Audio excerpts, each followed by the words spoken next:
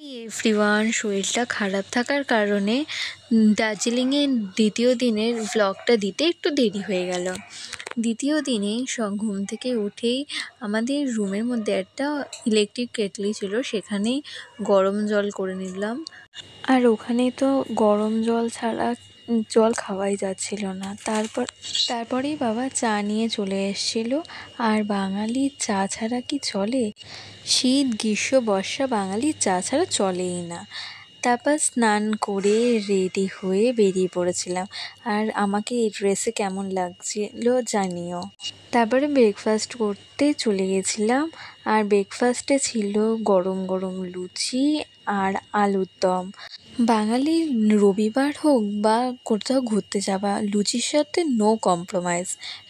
সবাই মিলে একসাথে ঘুরতে বেরোনোর জন্য বেরিয়ে পড়লাম।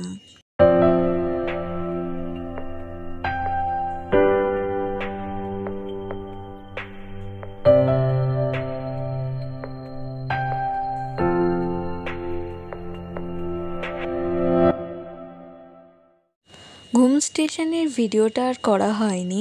আমরা ঘুম স্টেশনের সামনে দিয়েই এসেছিলাম। আর এখন আমরা যাচ্ছি, গাড়ি করে চলে এলাম ঘুম মলের স্ট্রিট। আর কিছুটা ধাপ পেরিয়েই মলের স্ট্রিটের সামনে চলে এলাম। দার্জিলিংয়ে গেছে অথচ মলের স্ট্রিট যায়নি এমন খুব কম ব্যক্তিই আছে। আর চলে এলাম মলের স্ট্রিটের সামনে। আর বাইরে জুতো খুলে তারপরেই ভেতরে প্রবেশ করতে হয়।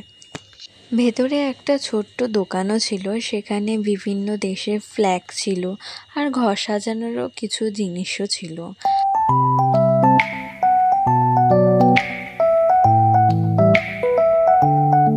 মলের স্ট্রিটের ভেতরে রয়েছে 15 ফুটের বুদ্ধদেবের মূর্তি। 1875 সালে লামা সিরাপ গিয়াত্সো এই মলের স্ট্রিট প্রতিষ্ঠা করেছেন।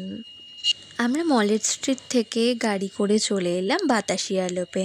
আর বাতাসি আলোপে এন্ট্রির জন্য টিকিট কাটতে হবে। বাবা এখান থেকে টিকিট কেটে নিল, তারপরেই আমরা ভেতরে এন্ট্রি করব।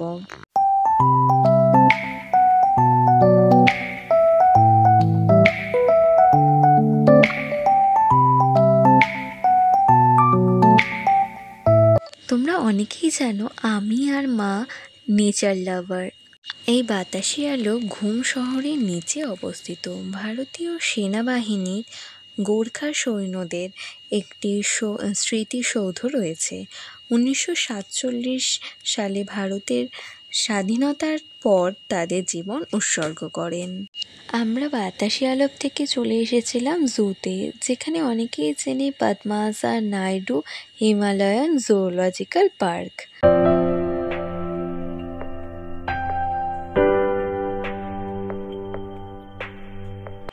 জুয়ের ভেতরে যাওয়ার জন্য টিকিট কাটতে হয়। জুয়ের ভেতরে যাবার পরেই ম্যাপটা দেখে নিলাম যে কোথায় কোন পশু পাখি দেখতে পাওয়া যাবে। তারপরেই আমরা এখন যাচ্ছি পশু পাখি দেখার উদ্দেশ্যে। জুয়ের ভেতরে অনেক ছোটোখাটো দোকানও ছিল, যেখানে দামগুলো অনেক কস্টলি। প্রথমে আমরা গেলাম মিউজিয়ামে।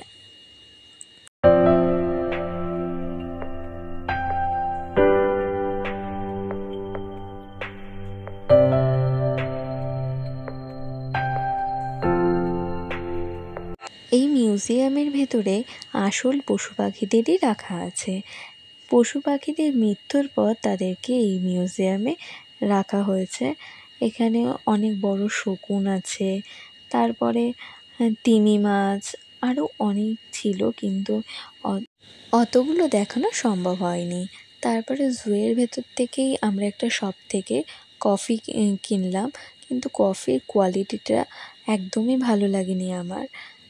আমরা হোটেলে ফিরে গেছিলাম। ফিরেই ছিল লাঞ্চে ভাত, ডাল, আলু ভেন্ডি ভাজা আর পটল আলুর তরকারি আর মাছ, কিন্তু সবকটা খাবারই খুব ভালো ছিল। তারপরেই আমরা রুমে বসে টিভি দেখছিলাম। টিভি দেখতে দেখতে ড্রেসটাও বার করে নিলাম। একটু রেস্ট নেবার পরে আমরা বেরিয়ে পড়েছিলাম ম্যালে আসার পরে দেখলাম এখানকার সাংস্কৃতিক একটি অনুষ্ঠান হচ্ছিল। ম্যাল থেকে বাড়ির সবার জন্য কিছু জিনিস কিনলাম আর আমাদের জন্য কিছু জিনিস কিনলাম, সেটা পরে ভিডিওতে দেখাবো। তারপরেই নিয়ে নিলাম মোমো, আর মোমোটা দারুণ খেতে ছিল। ব্লগটা এখানেই শেষ করছি। ভালো লাগলে লাইক করবেন। দেখা হচ্ছে নেক্সট ব্লগে। বাই।